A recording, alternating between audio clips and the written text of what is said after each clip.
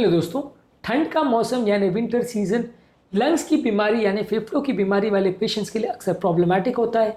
अक्सर इस समय रेस्पिरेटरी प्रॉब्लम्स या अगर लंग्स की कोई बीमारी है तो अक्सर बढ़ जाती है।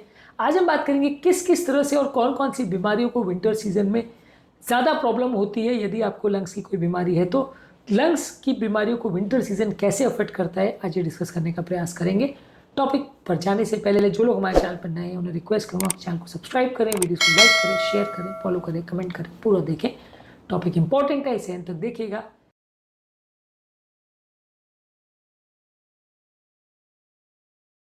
सबसे पहले आपको समझने की आवश्यकता है कि अगर आपको कोई क्रॉनिक रेस्पिरेटरी कंडीशन है जैसे कि अस्थमा या क्रॉनिक ऑब्स्ट्रक्टिव पल्मोनरी डिजीज़, ये सारी चीज़ों में वीजिंग, सांस फूलने का प्रॉब्लम और खांसी का प्रॉब्लम ठंड के टाइम ज़्यादा होता है, क्योंकि ठंड की वजह से कोल्ड एयर जो है आपकी श्वास की नलियों को इरिटेट करती है, जिसकी वजह से नलियाँ ज़्यादा सिकुड़ती है, ब्रोंकोस्पाज्म ज़्यादा होता है, जिसकी वजह से अस्थमा के अटैक ज़्यादा होते हैं।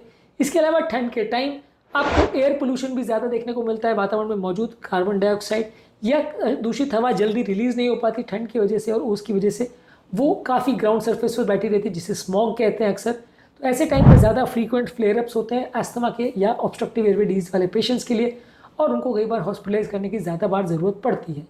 इसके अलावा श्वास के इन्फेक्शंस भी ज़्यादा होते हैं। इन्फ्लुएंजा, रेस्पिरेटरी सिंसिटिव वायरस और कोविड वायरस जैसे कई कीटाणु जो है ठंड के ज़्यादा टाइम एक्टिव रहते हैं और बॉडी की इम्यूनिटी भी कॉम्प्रोमाइज़ हो जाती है। इसकी वजह से लोगों को बार बार निमोनिया होता है, रेस्पिरेटरी वायरस का हमला होता है, और ये सारी चीज़ें आपके पहले के अस्थमा या ऑब्स्ट्रक्टिव एयरवे डिजीज़ को ज़्यादा वर्सन कर सकते हैं। इसलिए आपको ज़्यादा ध्यान देने की आवश्यकता है।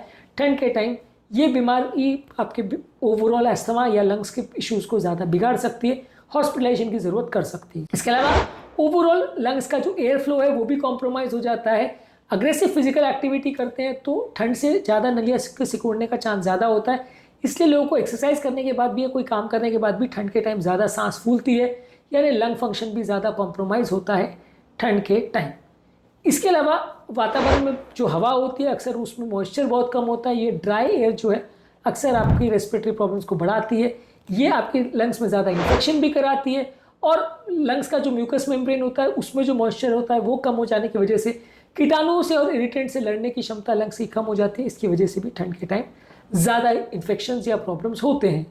इसके अलावा ओवरऑल घर की जो एयर क्वालिटी है वो भी कॉम्प्रोमाइज़ हो जाती है। स्मोक की वजह से, डस्ट की वजह से, पॉलन ग्रेन की वजह से ये आपकी अलग अलग तरह की बीमारियों को खड़ा कर सकता है। इसलिए ठंड के टाइम इंडोर यानी घर का एयर क्वालिटी भी कॉम्प्रोमाइज़ होता है, और बाहर का एयर क्वालिटी भी कॉम्प्रोमाइज़ हो जाता है, क्योंकि पार्टिकुलेट मैटर बाहर बहुत ज़्यादा रहते हैं जो कि लंग्स को ज़्यादा इरिटेट करते हैं। इसके अलावा कुछ स्पेसिफिक बीमारियां जैसे इंटरस्टिशियल लंग डिजीज वाले पेशेंट में ब्रेथलेसनेस और खांसी ज़्यादा होगी। पल्मोनरी हाइपरटेंशन वाले पेशेंट्स में पल्मोनरी प्रेशर ज़्यादा बढ़ जाते हैं। ठंड के टाइम इन्फेक्शन भी ज़्यादा होते हैं, इसलिए पल्मोनरी आर्टरी प्रेशर बढ़ जाते हैं, हार्ट फेलियर का चांस भी बढ़ जाता है। इसके अलावा ब्रोंकिक्टाइसिस वाले पेशेंट में कई बार म्यूकोस प्रोडक्शन ज़्यादा बढ़ जाता है ठंड के रिस्पॉन्स में, जिसकी वजह से बार बार इन्फेक्शन होते हैं, तो ब्रोंकिक्टाइसिस के पेशेंट्स भी ज़्यादा बिगड़ जाते हैं। तो बेसिकली आप मान के चलिए कि ठंड के टाइम ज़्यादातर पेशेंट्स जिनको लंग्स की प्रॉब्लम होती है वो बिगड़ जाते हैं। बचने के लिए क्या करें? ठंड से खुद को बचाएं, घर की एयर क्वालिटी और बाहर की एयर क्वालिटी को इम्प्रूव करें, बहुत ज़्यादा पोल्यूशन नहीं होना चाहिए, घर के अंदर ही इंडोर क्वालिटी को चेक करते रहिए, और एयर फिल्टर्स या एयर प्यूरीफायर्स या ह्यूमिडिफायर्स का प्रयोग करें। इसके अलावा वैक्सीनेशन करिए ताकि ठंड के टाइम ज़्यादा इन्फेक्शन नहीं हो। अपनी इम्यूनिटी को बढ़ाने के लिए स्टेप्स लीजिए। इम्यूनिटी बढ़ाने के लिए क्या क्या कर सकते हैं उस पर ऑलरेडी हमने वीडियोस किए हैं। हाइड्रेशन या ह्यूमिडिफायर का ध्यान रखिए। हाइड्रेशन के लिए मतलब है कि आपको बहुत ज़्यादा मात्रा में पानी पीना है, ताकि आपका बॉडी डिहाइड्रेट नहीं हो और म्यूकस मेम्ब्रेन्स में प्रॉपर जो मॉइस्चर है वो मेंटेन रहे। और घर के अंदर ह्यूमिडिफायर का प्रयोग करते हैं तो वातावरण में जो हवा है वो ड्राई नहीं होती, जिसकी वजह से आपको लंग्स में इरिटेशन नहीं होता, प्रॉब्लम नहीं होती। तो यदि आप अफोर्ड कर सकते हैं तो घर में एयर प्यूरीफायर और ह्यूमिडिफायर का प्रयोग कर सकते हैं। इसके अलावा कुछ मेडिसिन का भी प्रयोग कर सकते हैं जो कि आपके अस्थमा के अटैक्स और प्रॉब्लम्स को कम कर सकता है। तो ये सारे मेडिसिन को यूज़ करने से आपके ओवरऑल अस्थमा का प्रॉब्लम कम हो सकता है, और फ्रीक्वेंट इन्फेक्शन जो ठंड के टाइम ज़्यादा होते हैं वो कम हो सकते हैं।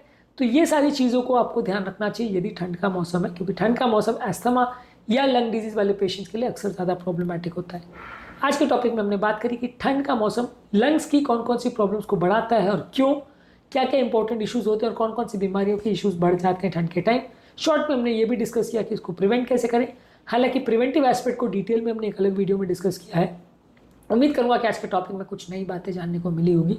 जो लोग हमारे चैनल पर नए हैं उन्हें रिक्वेस्ट करूँगा कि चैनल को सब्सक्राइब करें, वीडियोज़ को लाइक करें, शेयर करें, फॉलो करें, कमेंट करें, पूरा